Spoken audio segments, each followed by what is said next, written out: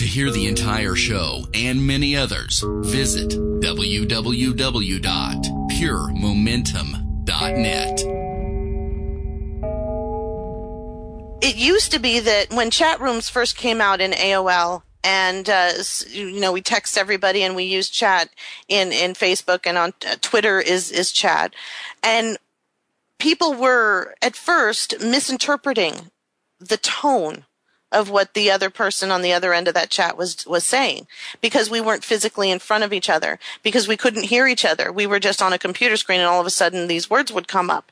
Because and we assumed we can't see body language or anything, and that's an integral part of communication. Absolutely. So there was a lot of misinterpretation. Then they came out with emoticons. So then you could put a little smiley face or a little angry face so that you let the other person know, hey, right. I'm joking, or hey, right. I'm really angry at you right now. Right. Well, this study that was done earlier this year showed that our brains have now been rewired to understand the tonality in chat. Yeah. Which means, don't just write this off. Listen to what I'm about to say. Our brains are now rewired to understand the meaning, the philosophical meaning, the emotional meaning, without interacting with the other human being, simply by reading the chat and following along the storyline of the conversation. That means that we are more integrated into this technological revolution than we realize. And we're sitting there talking about all of these things that they're going to inject into us to integrate us. Our brains are integrating now. Oh, yeah, absolutely. And some of us are not as integrated as others because we see it, and therefore just us seeing it gives us a certain bit of protection.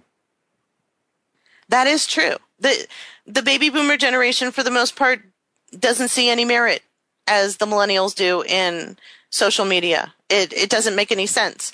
Once a week, mom would have her bridge club over, and then they would play cards.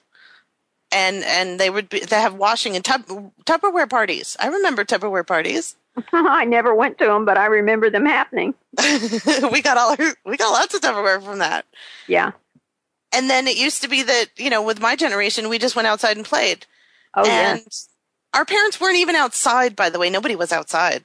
Nope. And maybe on a Sunday, they would all gather on somebody's lawn with the lawn chairs and drink their iced tea and yell at us from across the entire neighborhood not to do something, but they didn't get up to do anything.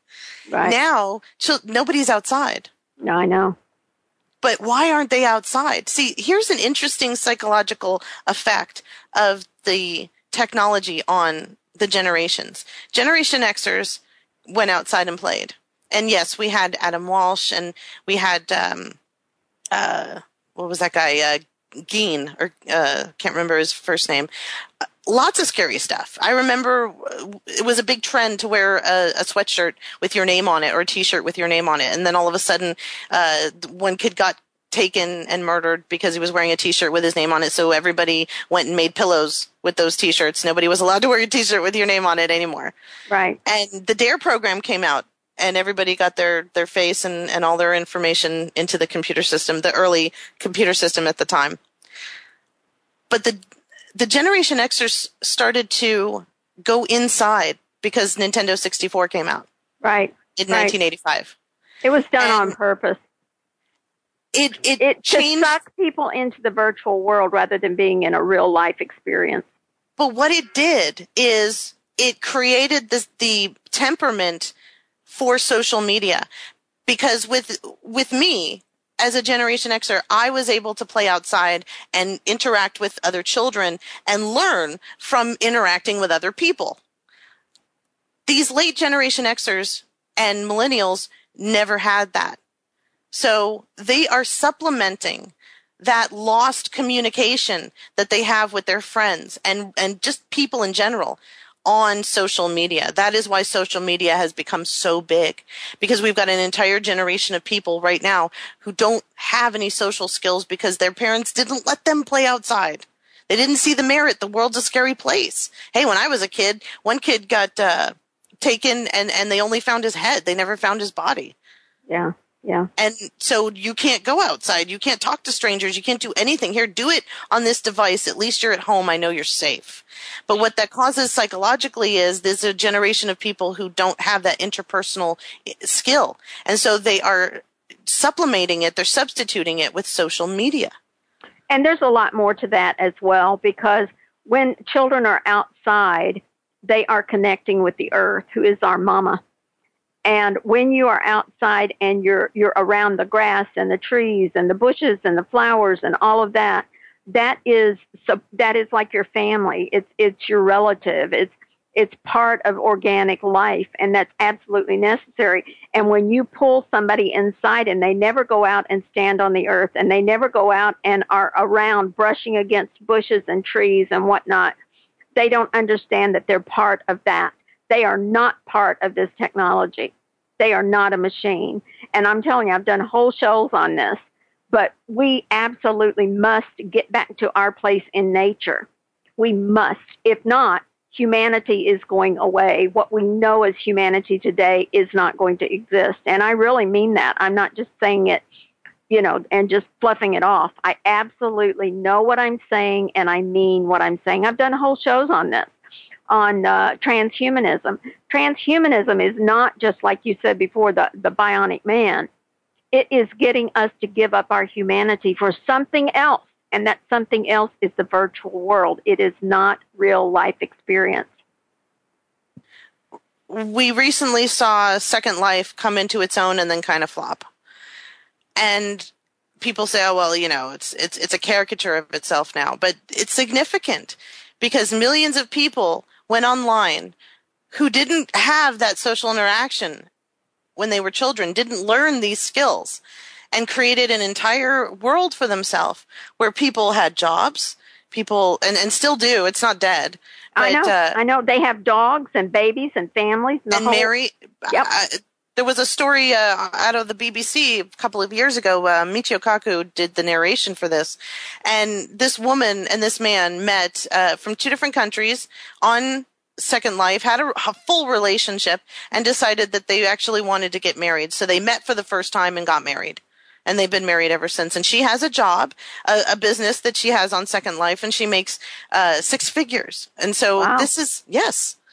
This is not, we underestimate what's happening here. Yeah. When we go on the internet, we take for granted and we underestimate what's actually happening here. Right. I agree with you. And because we underestimate it, because we don't understand it, we come up with all of this sort of dark age mentality about it. Instead of understanding, this has a nefarious purpose to it, but it has so much positive potential to it as well. And we have to get creative. And there are ways in which to speak to anyone in the world as long as they're connected. Oh, absolutely. We have at our fingertips the capabilities of switching everything around. Mm-hmm. If we want to, if we can use it and understand its potentiality. Because right now, like I said, we're in the midst of the tornado. It's going to be 20, 30 years. It might be even my children's children who understand what we were doing back here in 2014 and what we've been doing since 1995. Well, but it's up to us. It is up to us. But one thing that we absolutely must do is stay true to our nature as human beings. And we are not meant to get sucked into a virtual world. And nobody will ever convince me of that. We need to experience real life. And I will never transfer my ability to experience real life for something that's virtual. You'll never get me to do that. Because it's not correct. It is not part of my humanity. It is part of being a machine. And I will never be part of a machine. There's no reason to. That's just mine. Yeah, I absolutely agree with you. There's an outside world. There's actual grass. My son likes to play Minecraft, but we limit the amount of time he's allowed to play. And whatever he builds in Minecraft, we try and bring it back. We have a tub full of Legos. And I told everyone last year, buy him Legos, buy him Legos. I don't care what it is, just buy him Legos. And we have a huge tub full of Legos. And we encourage our son to build in real world. See how it would work in real world. Yes, it works in Minecraft, but Minecraft doesn't adhere to all the rules and regulations of physics and gravity and all of that other stuff. And so we're marrying what's happening here with him virtually and what's happening here with him in real life. To hear the entire show and many others, visit www.puremomentum.net.